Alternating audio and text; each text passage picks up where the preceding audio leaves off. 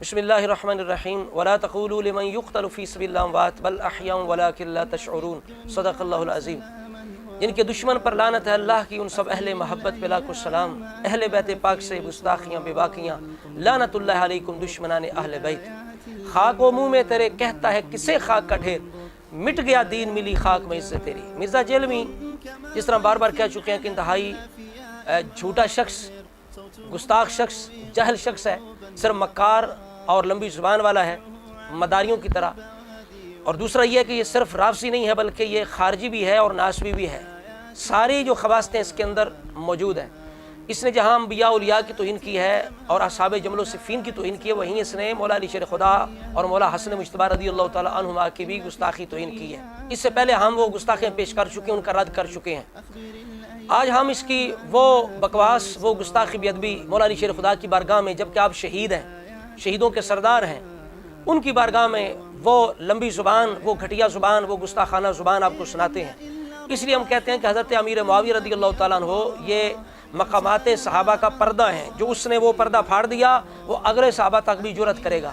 تو جس کے حضرت معاویہ کے بارے میں زبان لمبی ہوگی وہ بدبخت آگے بھی زبان چلاتا ہے۔ تو جب اس کو یہاں سے ایک رستہ مل گیا، اس نے حضرت معاویہ کی شان والا اور مقام والا پردہ پھاڑ دیا، ان پہ زبان اس نے چلائی بدبخت نے۔ آگے جا کے یہ صحابہ جمل، حضرت طلحہ زبین جو عشرہ مبشرہ ہیں، اما عائشہ صدیقہ جو ام المومنین ہیں، اہل بیت ہیں، ان پر بھی اس نے الزام بدبخت نے لگایا، ملعون نے، کہ جنگ جمل کے طلحہ زبیر اور عائشہ صدیقہ رضی اللہ تعالی عنہم معاذ اللہ وہ ذمہ دار ہیں کہ انہوں نے مسلط کی۔ پھر اس نے مولا علی شیر خدا پر زبان چلائی کہ جنگ صفین مولا علی نے مسلط کی ہے، یعنی معاذ اللہ اس کے ذمہ دار مولا علی ہیں۔ اسی طرح کر کے امام حسن مجتبی کا جب عمل پیش کیا گیا کہ وہ تو حضرت امیر معاویہ پر راضی ہو گئے، تو کہتا ہے کہ حسن تو شاہی کو نہیں، کروڑوں حسن آج تو رسول اللہ کے قسم نے کیا چیز ہے۔ صرف یہ ہے کہ امام حسن جو خلیفہ راشد ہیں، جو اہل بیت ہیں، ان کا وہ عمل اس کو برداشت نہ ہوا، صلح برداشت نہ ہوئی، کیونکہ سبائی ہے اس کے اندر۔ میں نے بتایا نا کہ اس کے اندر رفس بھی ہے، خارجیت بھی ہے اور ناسبیت بھی ہے۔ تو اس طرح کر کے اب اس نے معاذ اللہ حضرت مولا علی شیر خدا کے بارے میں اتنے گھٹیا الفاظ کہے، اتنے گستاخانہ کہے، آپ شہید ہیں۔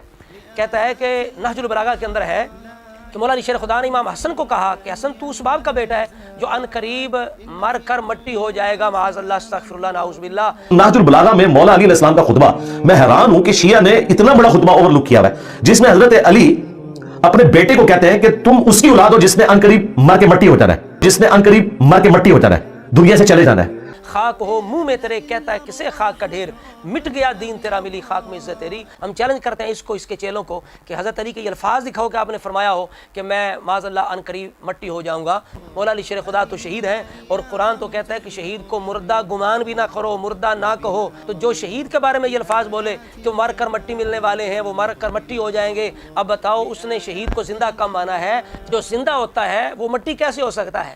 اللہ تعالیٰ تو یہ گواری نہیں کرتا کہ جو میرے راستے میں جان دے دے اسے کوئی مردہ کہے، تو جو کہے کہ مر کر مٹی ہو جائیں گے، مر کے مٹی ملنے والے ہیں، وہ مٹی ہو گئے ہیں، تو وہ بدبخت زندہ مان رہا ہے؟ آپ بتائیے ایمان سے، اس نے قرآن کو مانا ہے، رب کے فرمان کو مانا ہے؟ جو کہے کہ شہید جو ہے وہ مر کر مٹی ہو گیا ہے، پھر الزام بھی لگائے، تہمت بھی لگائے کہ مولا علی نے خود کہا میں مٹی ہو جاؤں گا۔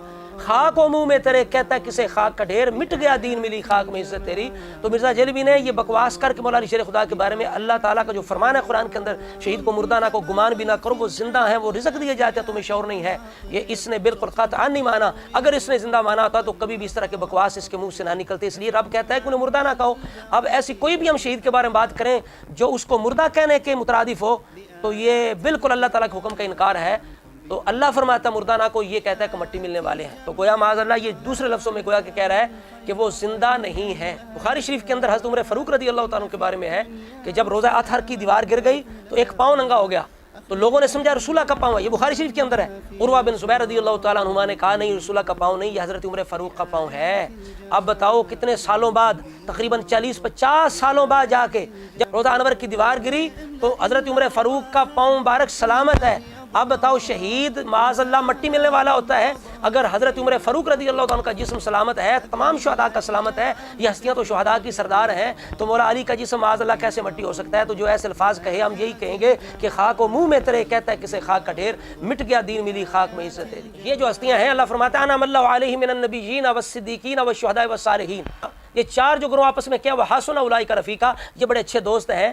اب ان میں سے اگر شہید زندہ ہے تو جو دوسرے ساتھی ہیں، دوسرے اس کے رفیق ہیں، کیا وہ مردہ ہو گئے، وہ مٹی ہو گئے ہیں؟ تو اگر شہید کا جسم سلامت ہے تو نبی کا جسم بدرجہ اولا سلامت ہے، وہ درجہ اولا جو ہے وہ زندہ ہے، اسی طرح جو صدیق ہے وہ زندہ ہے، صالحین زندہ ہیں، یعنی ان کے بھی بدن سلامت ہے۔ یہ نہیں کہ قرآن نے اس چیز کو بیان کیا تو وہ چیز تو ثابت ہوگی، جو بیان نہیں کی وہ اس کا الٹ ہو گیا، ایسے بات نہیں ہے۔ عدم ذکر عدم وجود کو مستلزم نہیں ہے۔ اللہ فرماتا ہے والدین کو اف تک نہ کہو، تو کیا مطلب ہے؟ اس سے اوپر والا کام کر لو، انہیں مار لو، دھکے دے لو، یہ جائز ہے؟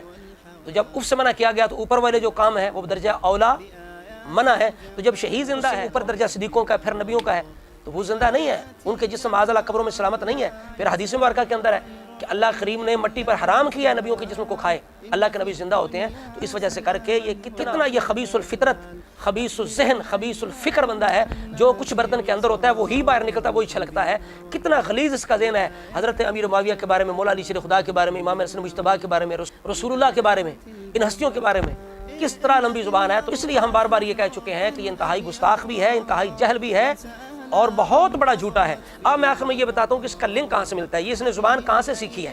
یہ اس نے مولا علی کو، ایک شہید کو، اس نے معاذ اللہ اس کے بارے میں یہ الفاظ کہتے اس کی زبان نہیں کانپی اس بدبخت کی۔ اب میں بتاتا ہوں اس کی زبان کس کے ساتھ ملتی ہے۔ یہ تقویۃ الایمان ہے، اس کے اندر صفحہ نمبر 132 پر یہ تقویۃ الایمان والا کیا کہتا ہے؟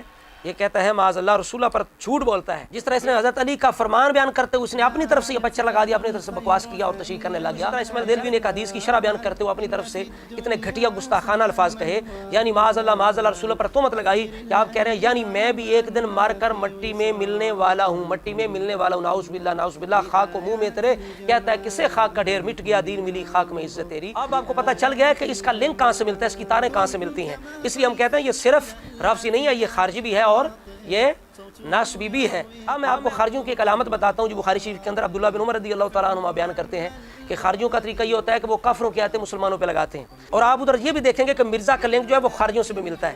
یہ میرے ہاتھ میں کتاب ہے تفسیر احسن البیان، تفسیر احسن البیان، یہ صلاح الدین یوسف کی تفسیر ہے، اور سعودیہ والے اسی تفسیر کو اپنی طرف سے چھاپ کے کالی جلد کے اندر تقسیم کرتے ہیں، حاجیوں میں مفت تقسیم کرتے ہیں ان کے ایمان کو بگاڑنے کے لیے۔ اب آپ اندازہ لگائیں اس تفسیر کی کیا حالت ہے، اور مرزے کے ساتھ کس طرح اس کا ذہن ملتا ہے، اور مرزے کا لنک کہاں ملتا ہے، آپ خود اندازہ لگا لیجئے۔ یہ 24واں پارہ ہے، سورہ زمر ہے، آیت نمبر 45 کی تفسیر کرتے ہوئے یہ بندہ لکھتا ہے، صلاح الدین یوسف لکھتا ہے کہ یہ جو یا رسول اللہ کہنے والے ہیں، یا علی کہنے والے ہیں، یا عبد القادر جیلانی کہنے والے ہیں، جب ان کے سامنے یہ کہا جائے، یہ نہیں کہا جائے کہو یا اللہ مدد، تو ان کے چہرے بگڑ جاتے ہیں، لعنت اللہ علی الکاذبین۔ کب یہ اہل سنت کے چہرے یا اللہ مدد کہنے سے بگڑتے ہیں؟ ہمارے تو باب تعلیم یہ دیتے ہیں، اللہ کا ذکر سکھاتے ہیں دل کو صاف کرنے کے لیے، اللہ اللہ اللہ، اور یہ بدبخت کافروں کی آیت، یعنی اللہ فرماتا ہے جو آخرت پر ایمان نہیں رکھتے ان کے سامنے جب اللہ کا ذکر ہوتا ہے تو وہ بگڑتے ہیں۔ کیا کوئی یا رسول اللہ کہنے والا، یا علی کہنے والا، یا عبد القادر جیلانی کہنے والا یہ آخرت کا منکر ہے؟ وہ کہتا ہے جب کہا جائے یا اللہ کہو تو ان کے چہرے بگڑتے ہیں۔ ہاں اس وقت ہمیں تکلیف ہوتی ہے جب تم یا رسول اللہ کو، یا علی کو، یا عبد القادر جیلانی کو شرک کہنے کے لیے کہتے ہو، یا اللہ مرد، تو اس وقت ہمیں تکلیف ہوتی ہے۔ اس لیے مولا نے فرمایا تھا کلمۃ حق ارید بحل باطل، بات سچی ہے ارادہ باطل ہے، تمہارا ارادہ باطل ہوتا ہے۔ اب آگے کیا کہتا ہے؟ کہتا ہے اب دیکھیے مرزے کی زبان کہاں ملتی ہے، کہاں سے اس نے سیکھا ہے معاذ اللہ۔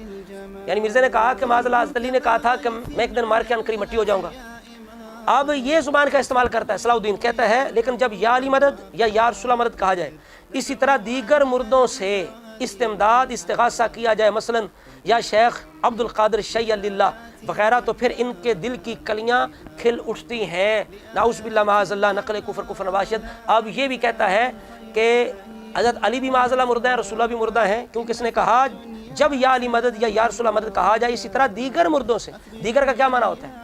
یعنی یہ جو میں نے بیان کی کہتا ہے یا علی کہنا، یہ علی بھی معاذ اللہ مردہ ہے، رسول اللہ بھی مردہ ہیں، اسی طرح دیگر مردوں سے، یہ سب مردے ہیں، معاذ اللہ حضرت علی، نبی علیہ السلام، عبد القادر، یہ مردہ ہے۔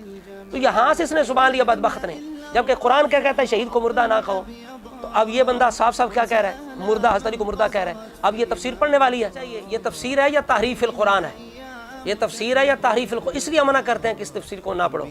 تو جب یہ تفسیر پڑھنے والی نہیں، تو جس نے اس سے فکر لی، مرزا جیل میں جو مولا علی شیر خدا کے بارے میں اس طرح کے الفاظ استعمال کرتا ہے کہ ان قریب میں مار کے مٹی ہو جاؤں گا، کیا یہ بندہ اہل ایمان خود فیصلہ کریں، اہل ایمان خود فیصلہ کریں؟ یہ بدبخت سننے والا ہے۔ میں خاص کر ان لوگوں کو دعوت فکر دیتا ہوں کہ جب یہ حضرت معاویہ کی توہین کرتا ہے، اصحاب جمل و صفین کی توہین کرتا ہے، تو لوگ خوش ہوتے ہیں، مرزا بڑا محب اہل بیت ہے، بڑی اسلام کی خدمت کر رہا ہے۔ اب بتاؤ یہ اسلام کی خدمت ہے یا لعنت ہے؟